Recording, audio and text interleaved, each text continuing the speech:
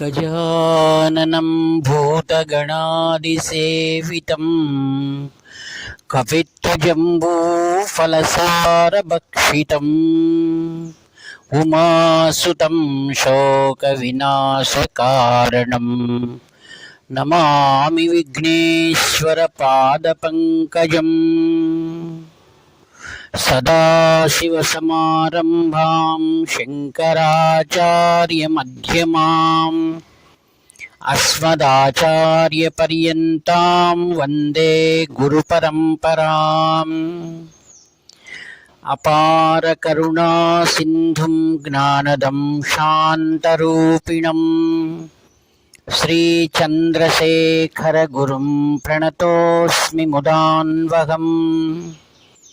देवे देहे च देशे च भक्त्यारोग्यसुखप्रदं बुधपामरसंसेव्यं तं श्रीजयेन्द्रं नमाम्यहम्। नमामः शङ्करान् वाक्यविजयेन्द्रसरस्वतीं श्रीगुरुं शिष्टमार्गानुनेतारं सन्मतिप्रदम् श्री सत्यचन्द्रशेखरेन्द्र सरस्वती स्वामिने नमः। सर्वमङ्गलमाङ्गल्ये शिवे सर्वार्थसाधिके शरण्ये त्र्यम्बके देवी नारायणि नमोस्तुते। ఆత్మీయ మిత్రులందరికీ కూడా సహృదయపూర్వక ధన్యవాదాలు. మిత్రులారా, ఈ యొక్క మానవ జీవితం అనేటువంటిది చాలా ప్రాధాన్యమైనటువంటిది. కన్నడ భాషలో పురందరదాసు తన యొక్క కీర్తనల్లో ఇలా చెప్తారు. ఆయన మానవ జన్మ పందాಗ నాలిగే ఇద్దాಗ కృష్ణ కృష్ణ ఎనబారదే.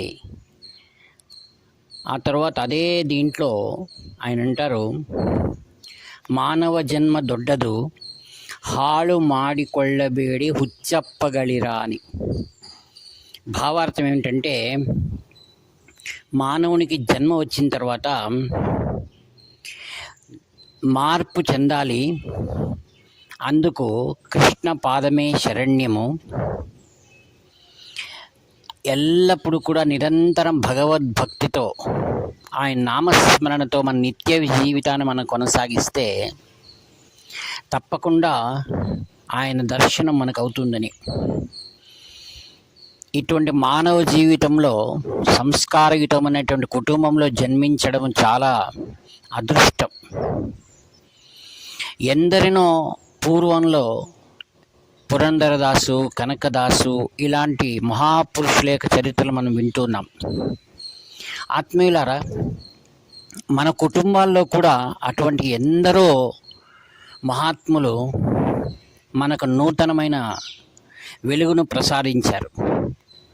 వారిలో మన బంధువులు కావచ్చు, మన ఆత్మీయులు కావచ్చు. ఇప్పుడు నేను చెప్పబోయేటువంటి విషయం నా స్వగతం అనేటువంటి శీర్షికపైన చెప్పదలుచుకున్నాను. మా తల్లిగారి తండ్రి వారు శ్రీ కాశీభట్ల మల్లికార్జున శాస్త్రి గారని. వారు బెల్లారి, చాలా గొప్ప శ్రీమంతులు. వారి గుణము కూడా చాలా ఉదారమైనది. ఎవరైనా కష్టంలో ఉన్నవారు వస్తే వారందరికి కూడా తనకు చేతనైనంత సహాయం చేసేవారు. ఎందరో కుటుంబాలను నిలబెట్టారు ఆయన. ఆయన సమస్తమైనటువంటి సంపదనంతటినీ కూడా దాన ధర్మాలకే ఖర్చు చేశారు. ఆయన ప్రతినిత్యము కూడా భగవన్నామ స్మరణ చేస్తుండేవాడు. అంత ధనమంతా తరిగిపోయిన తర్వాత వారి తల్లిని అడుగుతారు, ముందు ఏం చేయాలని. నీ ధర్మమే నిన్ను రక్షిస్తుంది అని చెప్తుంది వారి తల్లి. ఒకరోజు వారికి స్వప్నంలో హనుమంతుడు కనపడి, నీవు గుంతకళ్ళ దగ్గర ఉన్న కస్వాపురము అనేటువంటి క్షేత్రంలో వెళ్ళి నా సేవ చేయమని చెప్తారు. ఆయన కస్వాపురానికి వస్తారు. అక్కడ ప్రతిరోజు కూడా నేను చెప్తున్న కథ దాదాపుగా 100 సంవత్సరాల పూర్వంది. అక్కడ ఆయన ప్రతినిత్యము కూడా ప్రదక్షిణలు చేసుకుంటూ ఉన్నప్పుడు తనకు ముందు దారి ఎలా దొరుకుతుంది, హనుమంతుడు రమ్మన్నాడు కదా అనుకున్నారు. ఇంకా 2-3 రోజుల్లో ఆయన యొక్క దీక్ష ముగియనుంది. తర్వాత ఇక్కడ ఆదువని దగ్గర మొన్నటి తరంగాల్లో రాయచోటి రామయ్య గారు ఆదువేని తొట్టి లక్షమ్మ ఒక భక్తురాలు గురించి చెప్పాను. ఆయన శ్రీ రాయచోటి రామయ్య గారు వారి పొలంలో ఎమ్మిగినూరు అనే ప్రదేశంలో తమ పొలంలో రైతులు దున్నుతుండగా వారికి ఒక శివలింగం వారికి లభ్యమైంది. ఈ పల్లెలో ఇలా దొరికింది, ఇది ఎకాలంలో తెలియదు, ఇక్కడ శివాలయం కట్టాలి, అర్చకులు ఎవరు దొరుకుతారా అని ఆలోచన చేస్తున్నారు. ఆయనకు పరమేశ్వరుడు స్వప్నంలో కనపడి, నీవు దేవాలయాన్ని నిర్మించు, తగినటువంటి వ్యక్తిని నేను వెతికి పెడతానని. ఆ నమ్మకంతో ఒక భవ్యమైన దేవాలయాన్ని గుడికల్లు ఎమ్మిగినూరు అని ఆదువానికి చాలా దగ్గర ఆ నిర్మాణం చేశారు. ఇంకా ప్రారంభోత్సవం కావాలి. వారం రోజుల ముందు పరమేశ్వరుడు ప్రత్యక్షమై ఆయనకు కస్వాపురం ఆంజనేయ స్వామి దేవస్థానంలో నా కోసమే ఒకరు ఉన్నారు, ఆయన్ని గుర్తించాలంటే ఒక స్తంభం వద్ద కూర్చున్నారు, ఆయన వెళ్ళి తీసుకురమ్మంటారు. ఇది చూడండి, రెండు కూడా ఒకరేమో పరమేశ్వరుడు ప్రత్యక్షమై ఆయనకు చెప్పారు, ఇక్కడేమో హనుమంతుడు కేసరి పుత్రుడు ఈయన్ని ఇక్కడ పిలిపించారు. ఇలా ఒక యోగం అనేది కలిగింది. అంజనీ పుత్రుడు ఆయన అంటే శివ తేజస్సుతో ఉన్నటువంటి వాడు హనుమంతుడు. ఈ విధంగా అక్కడ వచ్చి చూస్తే ఆయనకు స్వాములు వారు చెప్పిన స్తంభం దగ్గర ఈయన కూర్చున్నారు. ఇంకా రేపు ఆయనకు దీక్ష ముగియనుంది. ఆయన వచ్చి పిలుస్తారు రామయ్య గారు. ఇప్పుడు ఏం చెప్తారు శ్రీ మల్లికార్జున శాస్త్రి గారు, చూడండి నేను చాలా బాగా బ్రతికిన వాడిని, నా చెయ్యి కూడా ఎప్పుడు దాన ధర్మాలు చేసేటువంటిది, నాది కుటుంబం కూడా పెద్దది, మరి మీరు నా గౌరవాన్ని తగినట్లు మీరు చూసుకుంటానంటే నేను వస్తానన్నారు. అప్పుడు ఆంజనేయ స్వామి ఎదురుగా ఆయన ఒక మాట ఇచ్చారు, నా కుటుంబంలో నా బిడ్డలు ఎటువంటి వస్త్రాలు వేసుకుంటారో, మేము ఏ భోజనం చేస్తామో అదే మీకు మేము అనుకూలం చేస్తాము అని ఒక దేవుడు ఎదురుగా మాట ఇచ్చి ఆయన గుడికలు ఎమ్మిగినూరు తీసుకువెళ్ళారు. చూడండి భగవంతుడు ఎటువంటి సంకల్పం. అక్కడ వెళ్ళిన తర్వాత అన్ని వ్యవస్థ చేశారు. వీళ్ళింట్లో ఏ గుడ్డలు కట్టుకుంటే వాటినే స్వామి పిల్లలకు పంపించేవారు. అంటే మా అమ్మకు, మా పెద్దమ్మకు, మా పిన్ని గారికి, తర్వాత మా మేనమామ గారు కూడా అక్కడ చదువుకుంటున్నారు. వారి వ్యవస్థ అంతా కూడా శ్రీ రాయచోటి సుబ్బయ్య గారు రామయ్య గారు చూసుకున్నారు. అలా ఉండగా శ్రీ రాయచోటి రామయ్య గారు మొన్నటి తరంగాల ఆదివేని తొట్టి లక్షమ్మ భక్తుడు ఎటువంటి వారు ఆయన అని ప్రతి దేవాలయాన్ని కూడా దాన ధర్మాలు చేయడం మరియు బీద సాధలకు ఆయన సహాయం చేయడం. ఆత్మీయులారా, ఆయన గురించి బుర్ర కథలు చెప్పుకుంటూ తిరిగేవారట ఆ యొక్క ఆదోని పరిసర ప్రాంతాల్లో. మరి ఎటువంటి గొప్ప ధార్మికుడో మనం అర్థం చేసుకోవాలి. వారి వంశం ఇప్పటికీ ఉంది. వారి కుమారుడు ఎమ్మెల్యేగా ఉండి ఇప్పుడు కూడా అనేకమైనటువంటి ఆధ్యాత్మిక కార్యక్రమాలు దాన ధర్మాల వంశం వారు అలానే చేస్తున్నారు. ఆత్మీయులారా, దైవో మానుష రూప అని మనం ఏదైనా ధర్మ మార్గంలో దీక్ష చేపట్టినప్పుడు భగవంతుడు మనల్ని ఎలా అనుగ్రహిస్తాడు అనే దానికి ప్రత్యక్ష నిదర్శనాలు మీతో నేను స్వాగతంలో పంచుకుంటున్నాను. ఆ తదనంతరం ఆయన ఒకరోజు రాయచోటి రామయ్య గారి మెడలో ఓ బంగారు గొలుసు వేసుకొని వచ్చారు దేవాలయానికి. మా తాతగారు దాన్ని చూసి, మీ మెడలో గొలుసు ఉంది, మరి నాకు లేదే అన్నారు. తక్షణమే తీసుకోండి స్వామి, మీకంటే ఎక్కువనా అని ఇచ్చేశారు. ఆ తర్వాత కొద్ది రోజులు అయిన తర్వాత ఒక పేదరాలు ఒక ఆమె వచ్చింది. దేవాలయానికి వచ్చి నమస్కారం చేసుకొని, స్వామి నా కుమార్తె వివాహం చేయాలి, ఏదైనా సహాయం చేయండి అంటే తన మెడలో ఉన్నటువంటి బంగారు గొలుసును ఆమెకి తీశారు. అటువంటి ఎప్పటికి కూడా దైవ ధ్యానము దైవభక్తిలో ఉండేటువంటి వారికి దాన ధర్మాలు అనేటువంటి వారికి సులభంగా చేస్తూ ఉంటారు. ప్రతి సంవత్సరం కూడా శ్రీ రాయచోటి రామయ్య గారు దేవాలయంలో 1,00,000 బిల్వార్చన, ఎంతోమందికి అన్నదానం చేసేటువంటి వారు. ఇది ప్రతి సంవత్సరం జరిగేటువంటిది. మరియు ఆదివారం దగ్గర ఉండే పల్లెల నుంచి ప్రతిరోజు కూడా పరమేశ్వరునికి అభిషేకానికి పాలు పంపించేవాడు. ఒక ఆయన పాలు తీసుకొని వచ్చేవాడు సైకిల్ పైన. ఒకరోజు ఆ అబ్బాయి తీసుకొస్తూ దావలో ఏం చేశాడు, ఆ పాలను తాను తాగి దాంట్లో నీళ్లు కలుపుకొని తీసుకొచ్చి ఇచ్చాడు.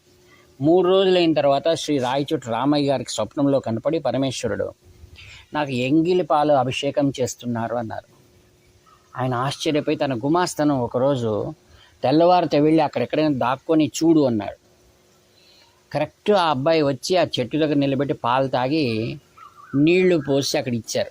అప్పుడు ఆ అబ్బాయిని పిలిచి, బాబా అలా చేయకు, నీకు వేరే ప్రత్యేకంగా ధనం ఇస్తాము, ఇది దేవుడి కోసం ఇచ్చేటువంటిది, మంచి పాలు ఇవ్వమని చెప్పారు. అంటే భగవంతుడు అనేటువంటి వాడు స్వప్న దర్శనాలు ఇస్తూ ఎందరికో మార్గదర్శనం చేస్తుంటారు. ఆత్మీయులారా, ఎవరైతే నిరంతరం భగవత్ చింతన చేస్తూ ఉంటారో వారికి భగవంతుడు చాలా సమీపంలో ఉంటారు. శ్రీ రాయచోటి రామయ్య గారికి ప్రతిరోజు రాత్రి మేల్కొన్నప్పుడు ఆయన పుస్తకాలు రాసేవారట. ఏ దేవాలయానికి ఏ ప్రసాదాలు పంపించాలి, ఎక్కడ అభిషేకాలు చేయించాలి, ఏ నైవేద్యం ఏ రోజు పంపించాలి, ఇలా ఎప్పుడు కూడా అదే చింతనలో ఉండేవాడట. మా తాతగారేమో అక్కడ ఉన్న పొలం 5 ఎకరాలు ఉంటే ఆ పొలం బాగా తోట పండించి వాటినన్నింటినీ లెక్కాచారం రాసి శ్రీ రాయచోటి రామయ్య గారికి బండ్లలో పంపించేవారట. తాతగారు ప్రతి కాలంలో కూడా మహాన్యాసపూర్వక రుద్రాభిషేకం చేస్తుండేవారు. అది కుగ్రామం, ఎవ్వరు వచ్చేటువంటి వారు కాదు. అయితే ఆయన ఎంతో భక్తి, నిరంతరం కూడా ఆ యొక్క పరమేశ్వర అర్చనలోనే ఆయన జీవితాన్ని కొనసాగించేటువంటి వాడు. ఆచారము, పద్ధతి, ప్రతి ఒక్కరిని కూడా ప్రేమించడం, ఆ పల్లెలో ఉన్నవారు ఇప్పటికీ కూడా వారి గురించి చెప్పుకుంటూ ఉంటారు. వచ్చిన వారందరికీ కూడా మా అవ్వ ఎటువంటి బీదవారైనా సరే, ఏ కులం వారైనా సరే, రాత్రనక వస్తే వారందరికీ కూడా అన్నదానం చేసేదామె. ఈ విధంగా గొప్ప శ్రీమంతుల కుటుంబం వచ్చినటువంటి మా తాతగారు ఏ జ్ఞాపకాలు కూడా పెట్టుకోకుండా ఐశ్వర్యం ఎలా తరిగిపోయినా దాని గురించి కించిత్ కూడా వ్యత చేసేటువంటి వాడు కాదు. ఆ పరమేశ్వరుని అర్చించి ప్రదక్షిణాలు చేసుకొని పడుకుంటే ఆయనకు అనేక విషయాలు ఆయనకు బోధ కలిగేదట. మా తల్లిగారి వివాహం చేయవాలనే సంకల్పంలో ఆయన ప్రార్థన చేసినప్పుడు వారికి పరమేశ్వరుడు ఇలాంటి చాబాల, శ్రీనివర్తి, సీతాప శర్మ మీ బంధువులే ఉన్నారు, మంచి కుటుంబము, వారు కూడా మీలానే దాన ధర్మాలు, నిరంతర అన్నదానం చేసేటువంటి వారు, పెద్ద కుటుంబము. అప్పుడు మా తాతగారు అనుకున్నాట, మా అమ్మ తండ్రి ఎలా వాళ్ళని వెళ్ళి అడగడము, వాళ్ళ గొప్ప శ్రీమంతులు కదా. అప్పుడు శ్రీ రాయచోటి రామయ్య గారు వచ్చి, ఏమి స్వామి ఆలోచన చేస్తున్నావు అంటే, ఇట్లా మా అమ్మాయికి వివాహం చేయవలా, మరి పరమేశ్వరుడు నాకు స్వప్నంలో ఇలాంటి చెప్పారు అనగానే, మీరేమీ చింత చేయకండి, మనం వెళ్ళి వస్తామని శ్రీ రాయచోటి రామయ్య గారు ఆ తాతగారు బండిలో కూర్చొని గుడికల్లి ఎమ్మిగినూరు నుండి చాబాల, ఉరవకొండ దగ్గర ఉంది, చాబాలకు వచ్చి మాటా ప్రస్తావన శ్రీ రాయచోటి రామయ్య గారే చేశారట. అప్పుడు వాళ్ళు అన్నారట, మా హోదాకు తగినట్లు వివాహం చేయాలంటే తప్పకుండా చేస్తామని శ్రీ రాయచోటి రామయ్య గారే తాను సొంతం నిలబడి ఆ వివాహం జరిపించారట. బ్రాహ్మణులకు అన్నదానం చేసిన, కన్యాదానం, వివాహాదులకు దాన ధర్మాలు చేసిన ఎంతో మంచిది స్వామి అని. ఈ విధంగా శ్రీ రాయచోటి రామయ్య గారికి మా అమ్మగారి తండ్రికి ఒక బాంధవ్యం ఎలా ఉండేదంటే ఆత్మీయులుగా ఉండేటువంటి వారు.